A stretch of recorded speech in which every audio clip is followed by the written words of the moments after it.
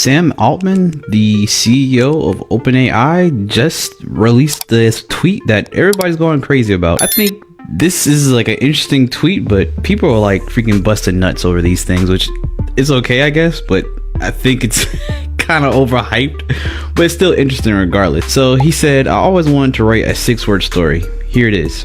Near the singularity, unclear which side. And so that for some reason set Twitter ablaze and got like 3 million views. I mean, Sam Altman is huge, AI is huge, ChatGPT is huge, but I think that this is kind of funny that, you know, this is what got everybody hyped. I think we all are understanding how smart AIs are getting, ChatGPTs are getting, and the models are getting.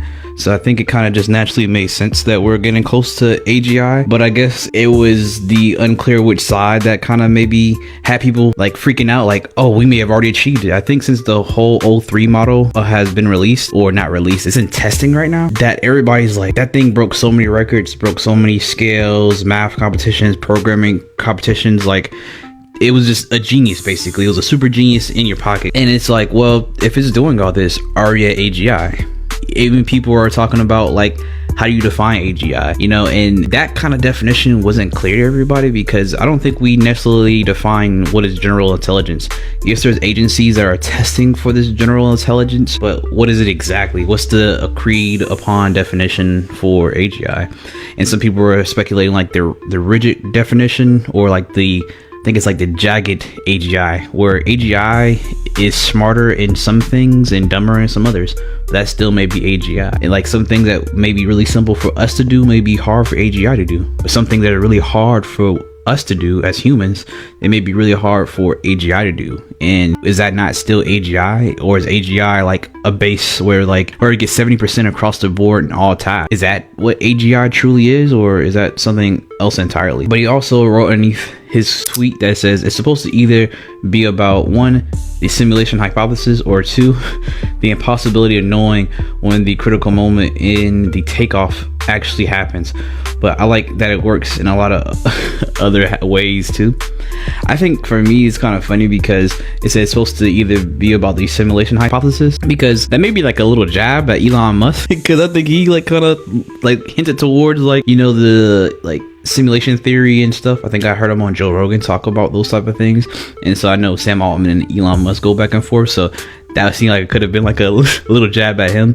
But as well as I think 2 is kind of really what it means in terms of Sam Altman, where you don't really know exactly when things are taking off. Like, does your car start like when you twist the key? Does it start when the ignition like kicks off, and then, or is it here when your engine roars, or when the radio gets turned on? Like, what does turning on a car really mean in actuality? And so I think we may be in those minute stages where it's like things are getting turned on, you know what I'm saying? Just like a rocket taking off. Is like the rocket boosters can fire. You can see fire coming out the back, but it hasn't moved yet. It's, you know, multiple tons of steel on top of this thing. So just because we have, you know, the engines roaring doesn't mean necessarily we have liftoff. And does liftoff mean a successful mission? So it's one of those type of things, I guess, is what he's alluding to, which in my mind is still pretty interesting, still pretty introspective of him to be doing. And he also talked about this other thing when it comes to, well, this article where he talked about the reflection of the company. And basically the reflection of the company kind of went back through the multiple years that ChatGPT and OpenAI has been around. And it was kind of really cool to see that type of thing, because OpenAI has been here for 2 years, and they kind of reminded me that ChatGPT was like the first, you know what I'm saying? They were early to this. Of course, I'm pretty sure there was other people in AI who may have made like a prototype ChatGPT that we don't know about. But in terms of like the technology, this is the iPhone of AIs and ChatGPTs, or GPTs in general. Because if you think about it, everybody wasn't really on AI that heavy. Everybody wasn't really on, you know, chat GPTs in general, you know, so they wasn't on Claude, Anthropic. Even if they may have been first to the party, this is the flagship. This is the first that really went mass adoption across the globe. I think of it like phones. If you can remember way back when we had touchscreens was a revolutionary technology. But I feel like iPhones really put that on the map. We used to have buttons where you push. You used to have keyboards. I remember like the Sidekick and all those other things that people used to use. but now we have touchscreen. And I remember before it was in a phone, they used to be prototypes. They used to see this in the lab. They used to have like cameras pointing up and it would track your fingers. And it was such brand new technology. And for that brand new technology to be put in this form factor of a phone was like genius. So I think that's what ChatGPT and OpenAI and with Sora and a lot of their other products like DALL-E really was at the time. And you see that with Midjourney and just other type of AI generation tools. I think that they really made a good idea in the reflections to talk about this type of thing. And one of the other things I wanted to highlight is that they highlighted the new goal that they're trying to achieve now isn't AGI. It's superintelligence, artificial superintelligence. I think they are now either already at AGI or close to it, or understand that it may be an inevitability that they are stumbling upon AGI as they keep going forward. And so it's not something to aim for because it may just happen. And so now I think they're going to super intelligence because that's the new frontier that they really have to grow towards. And they also explained how this is like unknowns, where like AI is so new, you need new teams, new workers, new people all in your squad to be able to build this because you're in uncharted territory. And how people have come and gone, and how appreciative he was for everybody who has built to this mission, which he seems like he had since he was a kid. And so it just made you think about how hard this really is to build. It's already hard to build a company, fast food restaurant or whatever, but think about building a whole new industry, a whole new unknown, right? It's like some Henry Ford type of ideation that he was going through. So I think this is pretty cool. And I'm gonna leave you here with the AI reading of the reflection in its entirety. So if you want to listen to what he said in an AI reading it out, which is I feel like it's kind of, you know, fitting for this type of situation. But if you like and subscribe to hear more news about AI and AI tools and tech in general, then I think you should like and subscribe. With that being said, your boy Dex9 Dexter out. Reflections. The second birthday of ChatGPT was only a little over a month ago, and now we have transitioned into the next paradigm of models that can do complex reasoning. New Year's get people in a reflective mood, and I wanted to share some personal thoughts about how it has gone so far and some of the things I've learned along the way. As we get closer to AGI, it feels like an important time to look at the progress of our company. There is still so much to understand, still so much we don't know, and it's still so early. But we know a lot more than we did when we started. We started OpenAI almost 9 years ago because we believed that AGI was possible and that it could be the most impactful technology in human history. We wanted to figure out how to build it and make it broadly beneficial. We were excited to try to make our mark on history. Our ambitions were extraordinarily high, and so was our belief that the work might benefit society in an equally extraordinary way. At the time, very few people cared, and if they did, it was mostly because they thought we had no chance of success. In 2022, OpenAI was a quiet research lab working on something temporarily called Chat with GPT 3.5. We are much better at research than we are at naming things. We had been watching people use the playground feature of our API and knew that developers were really enjoying talking to the model. We thought building a demo around that experience would show people something important about the future and help us make our models better and safer. We ended up mercifully calling it ChatGPT instead and launched it on November 30th of 2022. We always knew abstractly that at some point we would hit a tipping point and the AI revolution would get kicked off, but we didn't know what the moment would be. To our surprise, it turned out to be this. The launch of ChatGPT kicked off a growth curve like nothing we have ever seen in our company, our industry, and the world broadly. We are finally seeing some of the massive upside we have always hoped for from AI, and we can see how much more will come soon. It hasn't been easy. The road hasn't been smooth, and the right choices haven't been obvious. In the last 2 years, we had to build an entire company, almost from scratch, around this new technology.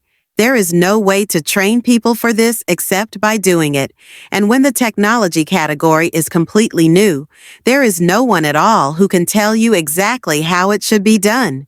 Building up a company at such high velocity with so little training is a messy process. It's often 2 steps forward, 1 step back, and sometimes 1 step forward and 2 steps back. Mistakes get corrected as you go along, but there aren't really any handbooks or guideposts when you're doing original work. Moving at speed in uncharted waters is an incredible experience, but it is also immensely stressful for all the players. Conflicts and misunderstanding abound. These years have been the most rewarding, fun, best, interesting, exhausting, stressful, and, particularly for the last 2, unpleasant years of my life so far. The overwhelming feeling is gratitude. I know that someday I'll be retired at our ranch watching the plants grow, a little bored, and will think back at how cool it was that I got to do the work I dreamed of since I was a little kid. I try to remember that on any given Friday, when 7 things go badly wrong by 1 p.m. A little over a year ago, on one particular Friday, the main thing that had gone wrong that day was that I got fired by surprise on a video call, and then right after we hung up, the board published a blog post about it. I was in a hotel room in Las Vegas. It felt, to a degree that is almost impossible to explain, like a dream gone wrong. Getting fired in public with no warning kicked off a really crazy few hours and a pretty crazy few days. The fog of war was the strangest part. None of us were able to get satisfactory answers about what had happened or why. The whole event was, in my opinion, a big failure of governance by well-meaning people, myself included. Looking back, I certainly wish I had done things differently, and I'd like to believe I'm a better, more thoughtful leader today than I was a year ago. I also learned the importance of a board with diverse viewpoints and broad experience in managing a complex set of challenges. Good governance requires a lot of trust and credibility. I appreciate the way so many people work together to build a stronger system of governance for OpenAI that enables us to pursue our mission of ensuring that AGI benefits all of humanity. My biggest takeaway is how much I have to be thankful for and how many people I owe gratitude towards. To everyone who works at OpenAI and has chosen to spend their time and effort going after this dream, to friends who helped us get through the crisis moments, to our partners and customers who supported us and entrusted us to enable their success, and to the people in my life who showed me how much they cared. We all got back to the work in a more cohesive and positive way, and I'm very proud of our focus since then. We have done what is easily some of our best research ever. We grew from about 100 million weekly active users to more than 300 million. Most of all, we have continued to put technology out into the world that people genuinely seem to love, and that solves real problems. 9 years ago, we really had no idea what we were eventually going to become. Even now, we only sort of know. AI development has taken many twists and turns, and we expect more in the future. Some of the twists have been joyful, some have been hard. It's been fun watching a steady stream of research miracles occur, and a lot of naysayers have become true believers. We've also seen some colleagues split off and become competitors. Teams tend to turn over as they scale, and OpenAI scales really fast. I think some of this is unavoidable. Startups usually see a lot of turnover at each new major level of scale, and at OpenAI numbers go up by orders of magnitude every few months. The last 2 years have been like a decade at a normal company.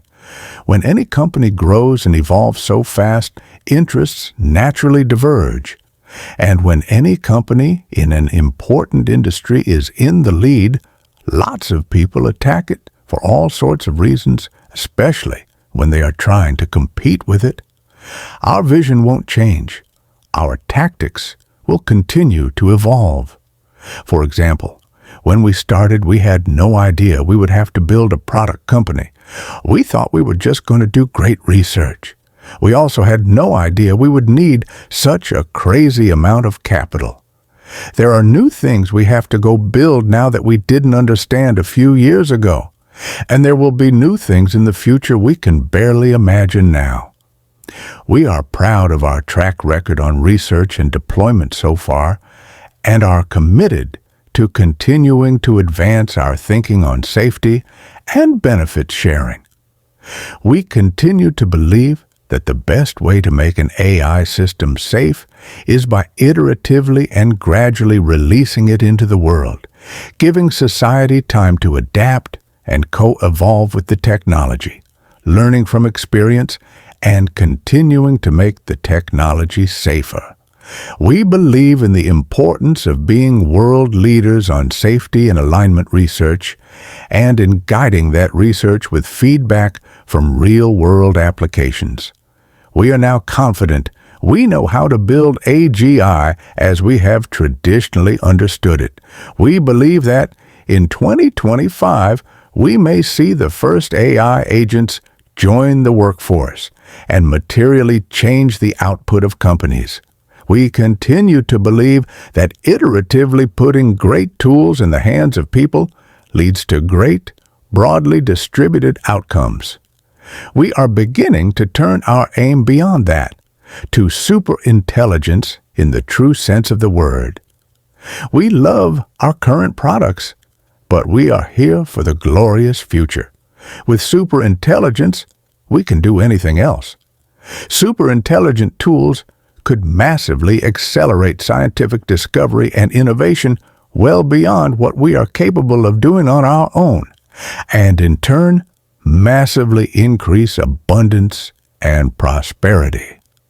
This sounds like science fiction right now and somewhat crazy to even talk about it. That's all right. We've been there before, and we're okay with being there again. We're pretty confident that in the next few years, everyone will see what we see, and that the need to act with great care while still maximizing broad benefit and empowerment is so important. Given the possibilities of our work, OpenAI cannot be a normal company. How lucky and humbling it is to be able to play a role in this work. Thanks to Josh Tarangiel for sort of prompting this. I wish we had had a lot more time. There were a lot of people who did incredible and gigantic amounts of work to help OpenAI and me personally during those few days. But two people stood out from all others. Ron Conway and Brian Chesky went so far above and beyond the call of duty that I'm not even sure how to describe it. I've of course heard stories about Ron's ability and tenaciousness for years, and I've spent a lot of time with Brian over the past couple of years getting a huge amount of help and advice. But there's nothing quite like being in the foxhole with people to see what they can really do. I am reasonably confident OpenAI would have fallen apart without their help. They worked around the clock for days until things were done.